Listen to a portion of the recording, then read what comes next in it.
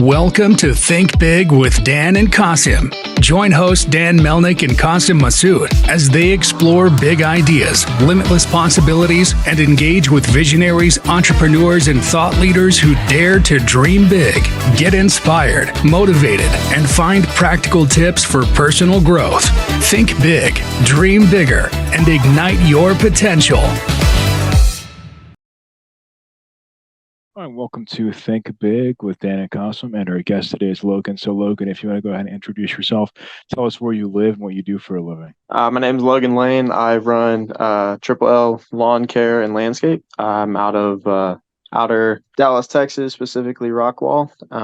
I do lawn and landscape as my main source of income for my business, and then I pick up other services here and there. So fence repair, irrigation, and then I'll be branching into the online business market here pretty soon. Awesome. So what gave you the idea to start this business? It's actually my dad.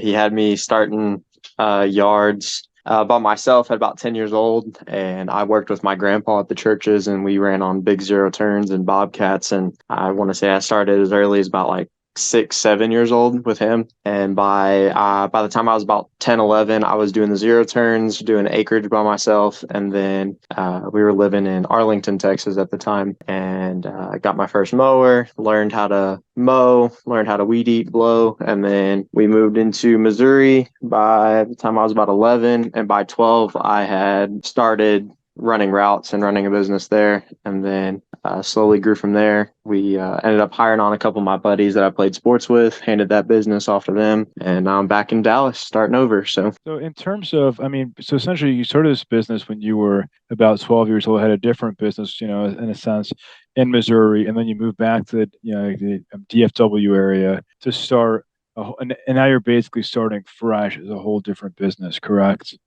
Different business, but same business model for the most part, and same business concept. So not a lot has changed other than just adding more items and more services to my product mix and my product depth. But other than that, yeah, it's been a completely fresh start, and I've definitely learned a lot more running this business and having to start from scratch than the first business, because the first business was strictly lawn care. I hadn't even gotten into landscape yet just because I was so young. So in terms of this business specifically, like you mentioned that there's more challenges, more things that you've had to learn. So can you just talk more about that? How have you just gone about acquiring customers? Because it is a very competitive space. So what does that look like for you?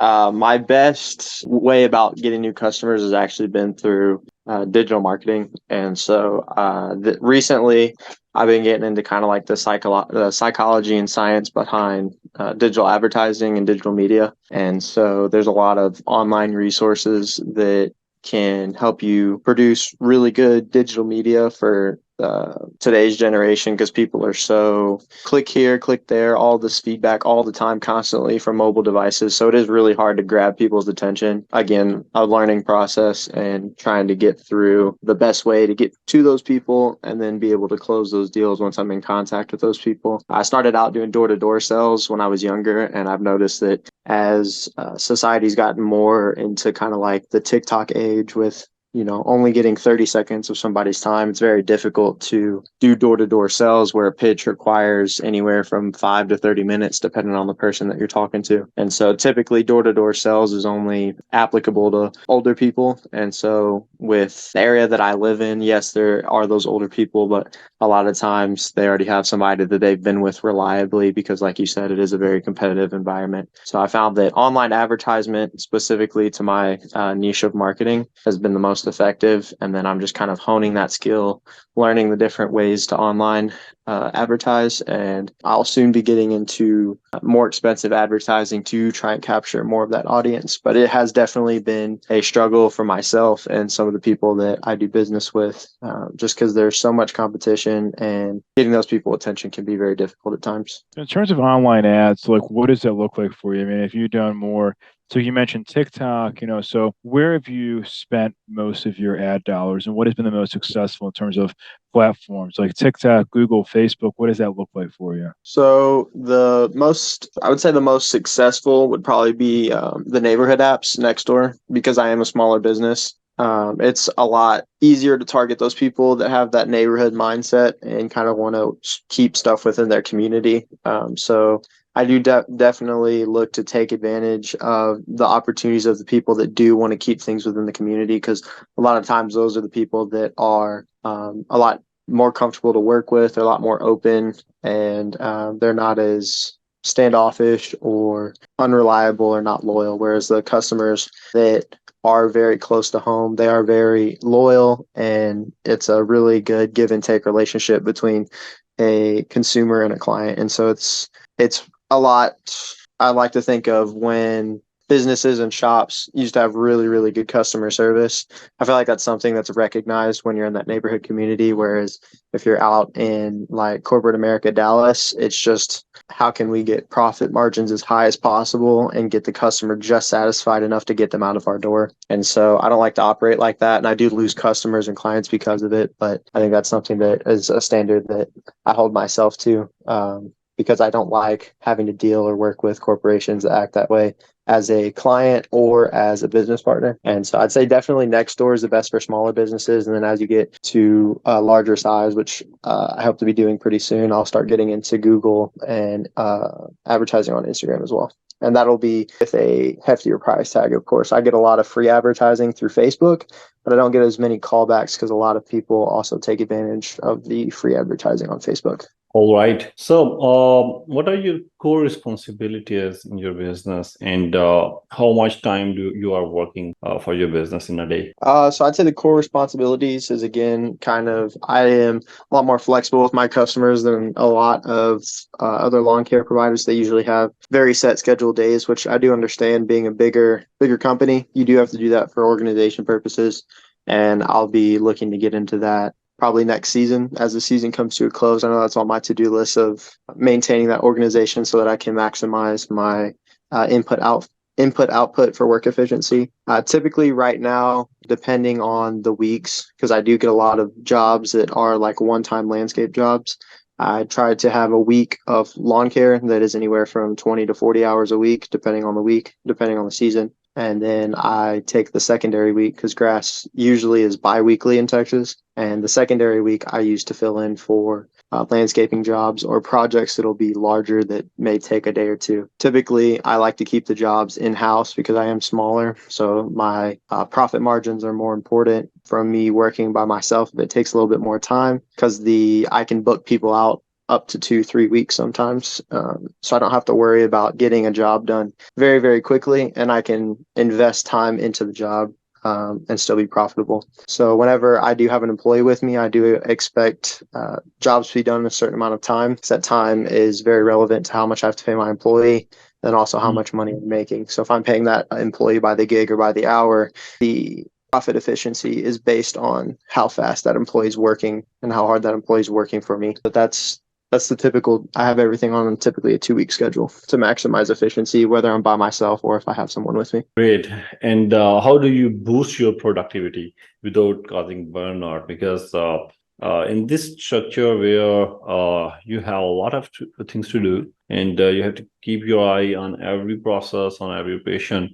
So how do you come up with your creativity? So that's something that I'm still having to get a handle on and learn myself. That's definitely been one of the larger struggles of my business. I would say that number one is that transition from getting enough clients to where you're so busy, and then also being able to maximize efficiency and boost efficiency to maintain the quality of work for each of those clients. And so that's been something that's been difficult process that I haven't completely transitioned to. And so I had gotten pretty close over this season with one of the local high school students that I was working with. And I was getting into that rhythm of boosting that efficiency. But I also noticed that it's difficult to maintain my quality of work through other people. So I have to effectively train those people and get them working at that standard and meeting that standard before I can properly expand, because I don't want to expand too quickly and then fall on my face because of it. So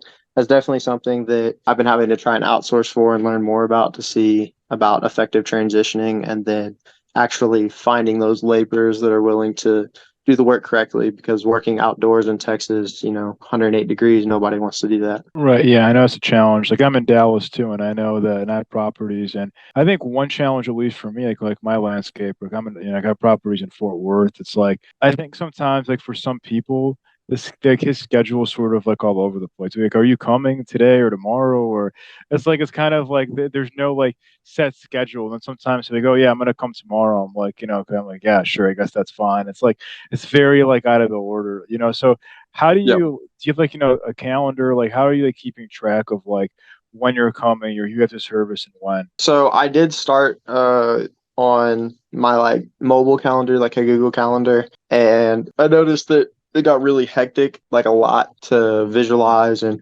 make sure it was in place all the time. And it was taking a lot of time. Not that I didn't have the time to put everything in there, but having to put that calendar together was basically just a huge hassle. But I also need to remember stuff. So I just made a 2 week setup in my notepad on my phone. And as people, because like you said, it's really inconsistent. And I have people that are like, yeah, I want every Friday. And those people are great, super easy to schedule. It's awesome. But a majority of my people like to tailor individual days. And so I basically did Monday through Friday or Monday through Saturday. And then I did that for week 1 and week 2. And then I book their name, what they want done, and then whatever the price point is for that available day. And then I book out however long, how many hours it is, how many slots. And so each day I have anywhere from 4 to 10 slots, depending on what I'm doing. And then I fill that in day by day. And then I can schedule accordingly with those people. And then if there is a scheduling error, or not an error, but a full schedule, then I let them know and I can book them into the next week. And I found that to be the easiest, because with the calendar, you can't put anything on a repeat schedule, because then you have to clear it all. You have to fill it all up again. You have to do that with most scheduling softwares. So, if I had 100 clients right now, I would invest in the scheduling software that's through text message, and the clients actually schedule themselves through the availability.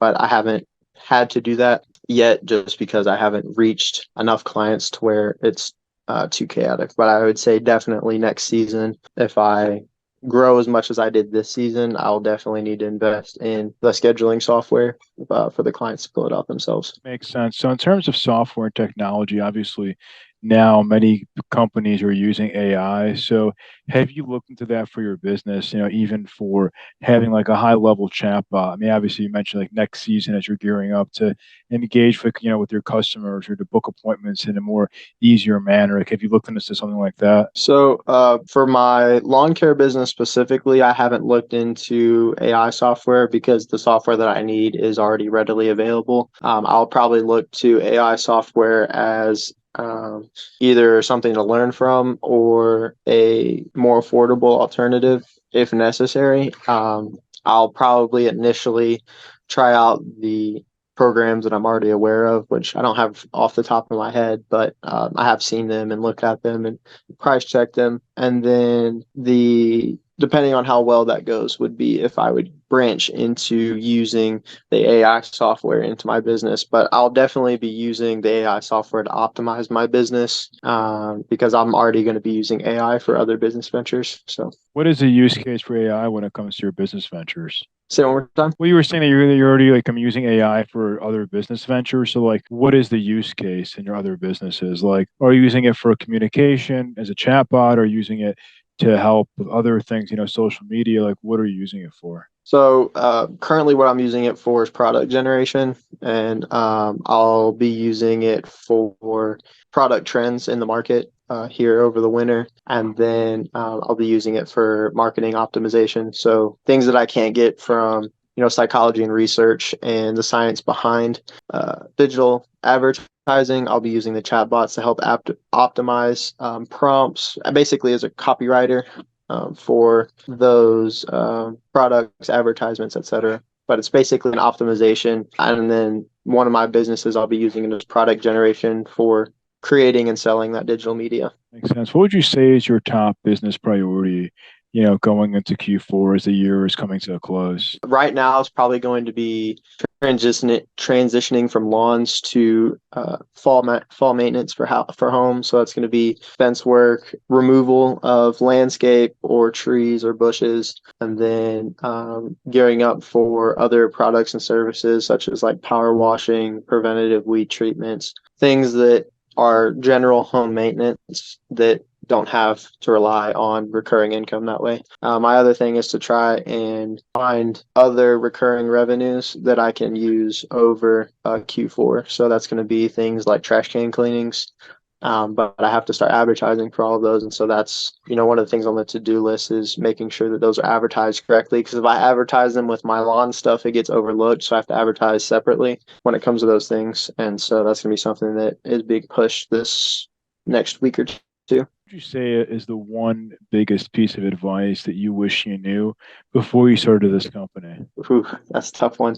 I would say there's a lot to choose from. I would say the biggest advice for someone that has no experience, no background, and is just like needs a side hustle would be to find somebody in the area that's a smaller business and shadow them, whether that's working for them or just learning from them. But get that person, get in their network, and just soak up as much as you can. Like I do that now. There's a couple companies in the area that when I'm struggling with something, I can usually go to them and kind of just see how they do things. And a lot of times it's not the way that I like to do it or to the standard that I like to do it, but it can kind of give you inspiration. And then if you are a beginner, anything is better than nothing when it comes to getting those lessons and advice. You can't really get that anywhere else. You can't research some of the things in the trade. And that's part of being in the trade for as long as you are. Makes sense. So if we're going to have this conversation again in 1 year from now, where do you see things going for the business? That's a tough call. I know that's definitely that's going to be whatever God's plan is for this next upcoming year. I know that it really comes down to two big options, which is either grow the company and sell it and get into other business ventures and invest elsewhere, or that's grow the business and automate it and turn it into a passive income stream. And so I would prefer to turn it into a passive income stream for a couple of years because I haven't gained as much traction on exactly what I want to do in my other ventures yet, nor have I found success in those because I've been pushing lawn and landscape as my main source of revenue. So I would prefer to be having an automated business as a passive income stream and grow from there. But again, that's in God's hands. So Definitely.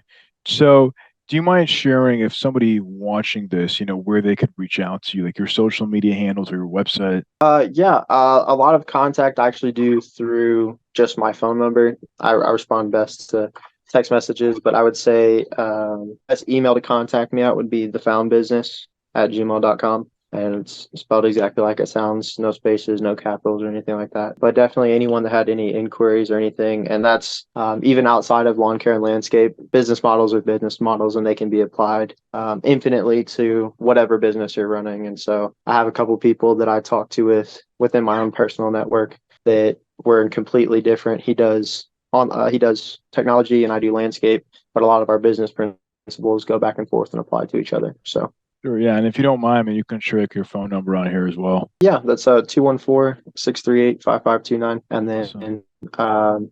I just asked that there be a name and then subject for reaching out just so I can have everything organized. Sounds good. Well, Logan, we're rooting for you. Thank you so much for your time today. And yeah, I appreciate it. Thank you. It was a pleasure. Come on, Dan. Y'all have a great evening. Thanks, you too. All right. Thanks, Bye. Dylan. Bye.